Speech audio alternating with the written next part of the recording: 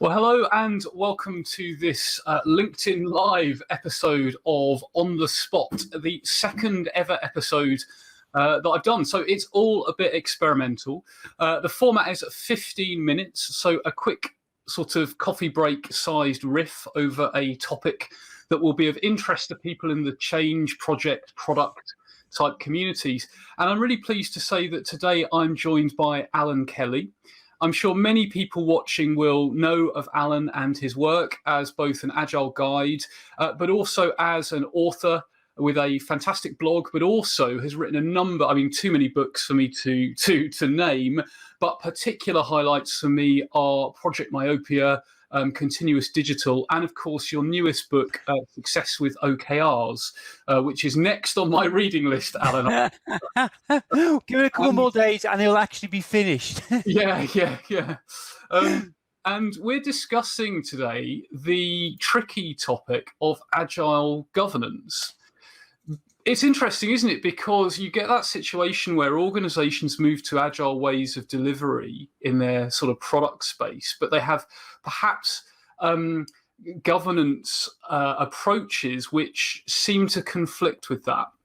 So the first thing I thought we could talk about, the first question I've really got for you, Allan, is what is Agile governance? Or I suppose I could really say, what is governance? And by the way, anyone tuned in on LinkedIn Live, please do add comments, because we'll respond to comments as they come in as well.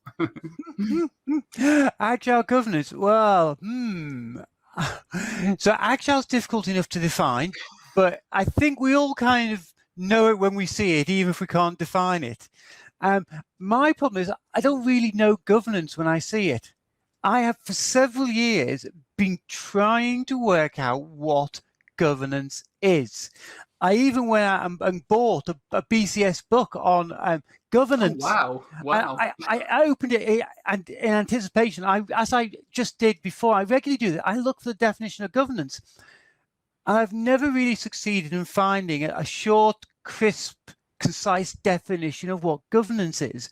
So I always feel a bit like a fraud when it comes to governance, because I don't know what governance is. I've never really studied it, but I know it's about making sure you're doing the right thing, that you're not wasting money, that you're not breaking the law, that you are conforming with what the organization expects. And give you an example, that's a very nebulous one there. Years ago, I did a spot of work with the BBC, and there was a bunch of people who were very concerned about whether the work that was being done fell within the remit of the BBC Charter. Yeah. So organizations differ. Fundamentally, so are we getting what we want? Yeah. Is the money we are spending giving us a useful return on investment? Are we progressing? The problem I have with it is so often when you delve into it, it starts to look like meta project management. And it's how are we doing against the plan, against the Gantt chart, against our budget, all the rest. And you say, well, hang on, when it comes to Agile, we don't necessarily use that model. You may, and that might be the right criteria, but you may be using a different model. And Agile teams are much more around delivering sooner, bringing deliveries forward. So I think we need a governance model that recognizes that we can measure progress, we can track whether we're doing the right thing or not by reference to some proxies, but by reference to the actual work itself. What have you delivered for me lately? And that's the fundamental question for me. Yep. Yeah, it's interesting, because when I think about governance, and I think I've drawn similar conclusions to you, Allan, in that I think I've learned when someone says the word governance to ask the question, what do you mean by governance? Because I think I've observed different people have different meanings to it, but I think it's interesting, isn't it? Often it's about a set of, or I observe it to be a set of procedures that need to be followed in order to get stuff done. So they are the guardrails that make sure the right stuff is done, that money isn't squandered, that and in a public sector environment that it's everything's good value and so on.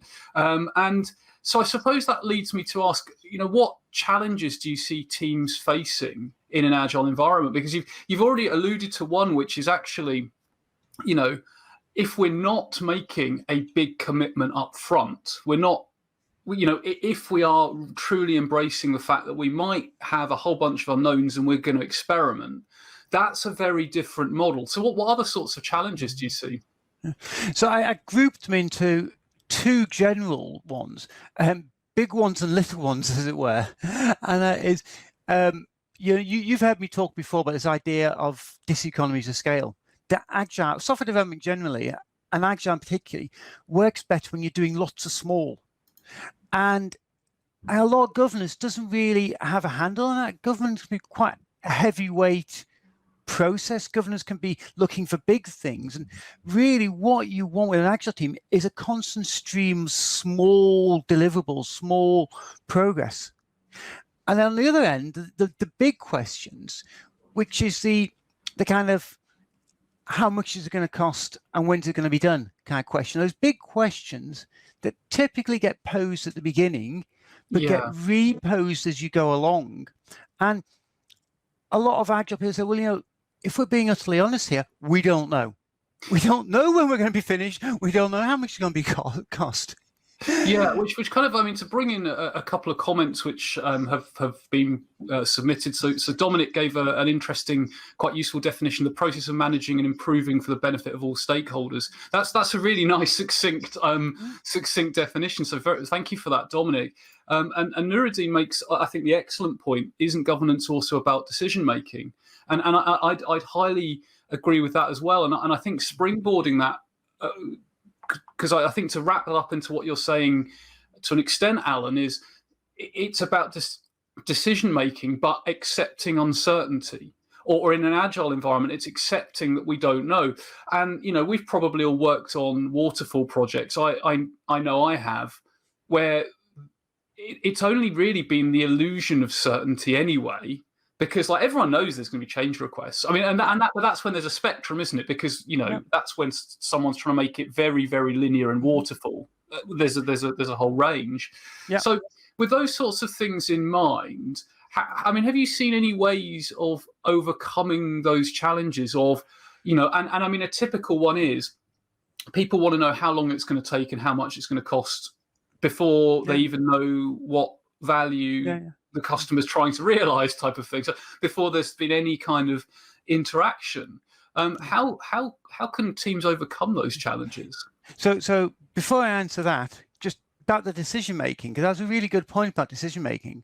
One more aspect there is that because Agile distributes decision making and pushes it further down, teams who are doing the work and the individuals who are doing the work typically have more authority and they have more decisions to make. People talk about self-organizing teams, self-managing teams. I prefer to talk more generally about distributing and devolving authority. It's about getting the decision-making to the right point. Now, in a governance setting, governance pushes the decisions up and we're trying to push them down. So it's trying to get a mechanism where they meet up. And one of the challenges you see is where you've got this friction where the top feels they're making decisions, but the bottom's trying to make decisions. That's really interesting, Allan, because as you were saying, I was thinking they're two very different perspectives on the world as well, because the people at the, in inverted commas, bottom are often actually closest to the customer and closest to the product. The people at the top, or the top, are often more aligned to the direction of the organization, the strategic imperatives, and the so-called bigger picture thinking. So maybe this is about, what you said there, I think is a penny drop moment for me. It's about connecting those two views together. And isn't that the kind of, the thing that if you read HBR or any of the, the Sloan Review, every few months there's this strategy execution disconnect. Is this an example of the strategy execute disconnect? It's that, and as is so often the case with Agile makes your problems more obvious. It doesn't necessarily make them worse, but it makes them more obvious. And what you find, if you've got a top level group of decision makers who believe they're still in control, and you've got a bottom level group of people who now believe they've got control, there's going to be a friction and a tension there, and that might rip you apart if you don't resolve it. So you want to resolve it. But it's interesting, the point you got there, and kind of fits in with your question from a moment ago, how do teams deal with it? A couple of ways. One, I think that old adage of getting customers, decision makers involved early, get them involved regularly. So rather than having a governance session every 6 months or every year, why not have it every quarter or every month?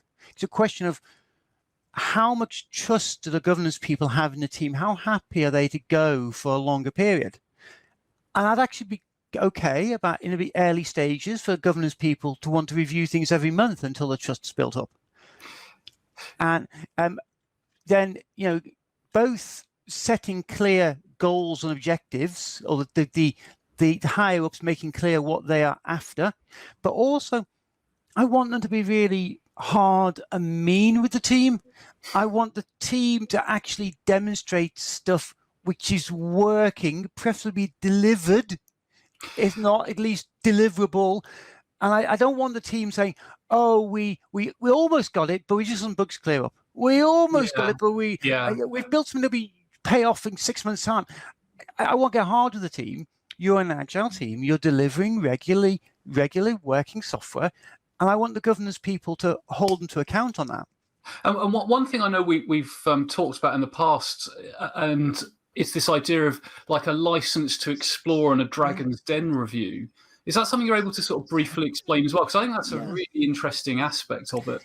Yes. So, and actually, I think this kind of fits in with some of what I've been writing in the OKRs book, because OKRs are a mechanism you could use in this setting to communicate objectives and how you're going to go out meeting them. But I always imagine a governance or a portfolio session being a bit like Dragon's Den, that you're probably the product owner, but they probably have an assistant or two with them. They kind of walk in, and the dragons, in this case, are the portfolio board or the governance board, or maybe that's the same board. And I'd like to see the product owner and other team representatives say, "Hey, this is what we have to offer you this month. This is what we've got here. And we've got a load more ideas. And because we can show you this, we are demonstrating you something that's valuable, A, and B, we're demonstrating we're able to deliver. We have the capability to deliver. And so here's a bunch of ideas we've got for the next 3 months. If you, the dragons, the governance board, will invest in us, we promise to work damn hard to realize as many of those ideas as possible." And it's then firmly pinned to the product owner's back. So there's that accountability. And I should explain. It's very remiss of me for anyone viewing in North America. It's Shark Tank. Dragon's Den is Shark Tank in North America. An interesting comment from Kirk there about the Carver model. That's not one I'm familiar with. So that's one I'm going to go and Google immediately after this. And Victoria asks whether governance is a shared responsibility or driven by a particular role, which is a really interesting thought. And I think governance folks would probably say it's everyone's responsibility, but it's perhaps the accountability of the role. I don't know. And that's going to depend on whether you have what roles you have on a team. Not every team has every role. And I could imagine if you've got a team that does have a project manager or a project manager like delivery manager or something, I could imagine they take on responsibility. I could imagine if nobody else is stepping forward, the product owner type person is going to fall to them. But since I don't exactly know who's on the team. You can use the great expression that we BAs use, which is "it depends." It's the get out for every scenario. But Alan, we're almost at the end of our 15-minute coffee break session. So what would you say? What would like your sort of in a word or a few words, your biggest tip or takeaway for someone who's working in an agile context, is perhaps experiencing that friction that you described? What would you recommend they do? You know the old adage, nothing succeeds like success. Yes. So be able to actually deliver something. It almost doesn't matter what it is or how small it is. Just have something you can say, look, this is actually in production. This is actually production quality. We won't be judged by what we can put into production in the period of time that is coming up, not promises, not progress against some theoretical chart, not costs spent or anything else. Just get it, make it really, really concrete and really, really real.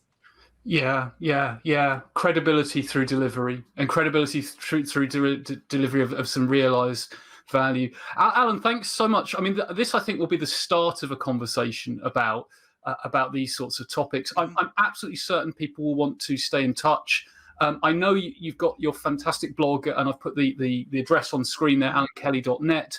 How else can people connect with you, Allan? Well, you'll find the whole website there, and I'm just allan@allankelly.net if you want to drop me an email. And I'm on LinkedIn. If you Google Allan Kelly, you usually find the right one. Fantastic. Well, Allan, I'm sure we'll be having many more conversations about these sorts of topics in the coming months and years, I sense. But thanks for taking the time, and speak to you again soon. Take care. My pleasure. Bye. Cheers.